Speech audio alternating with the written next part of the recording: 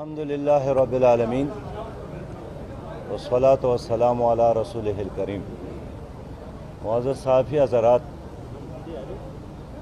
सियासी अफरा तफरी की वजह से और आईनी बहरान की वजह से हमारी मईशत को मुसलसल नुकसान हो रही है और इन सियासी लड़ाइयों का जो सबसे ख़राब असर है वो सियासतदानों की बजाय या किसी और डिपार्टमेंट और महकमे और इदारों पर होने की बजाय गरीब इंसान पर ज़्यादा पड़ता है।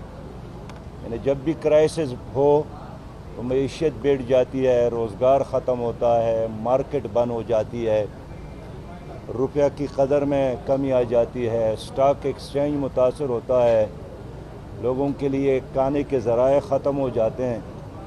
तो बुनियादी तौर पर हम सोचते हैं उन गरीब अवाम के लिए जो इस वक्त सियासतदानों की आपस की लड़ाइयों की वजह से मुतासर हो रहे हैं। इलेक्शन इस वक्त अहम मौजू है और हमारा मौक़िफ़ यह है कि इलेक्शन एक पार्टी या दो पार्टियों का मसला नहीं है, ये सिर्फ पीडीएम और पीटीआई का मसला नहीं है। हम सब इसमें हिस्सा लेना चाहते हैं, हम सब इसका स्टेक होल्डर है और इसलिए हमारी दिलचस्पी है।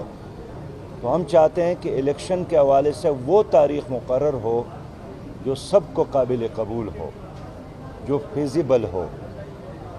हमारा ये भी ख्याल है कि एक सूबे में इलेक्शन हो, फिर दूसरे सूबे में इलेक्शन हो, फिर जनरल इलेक्शन हो, कि अब पाकिस्तान मौजूदा हालात में इसका मुतहम्मिल हो सकता है। इसलिए हम बहुत मुखलिसाना तजवीज़ देते हैं कि रास्ता एक ही है कि मरकज़ में और सूबों में निगरान हुकूमत कायम हो जाए और उसके लिए तमाम सियासी जमातों के दरमियान हम आहंगी हो, डायलाग हो। यही हमारा मौक़िफ़ है।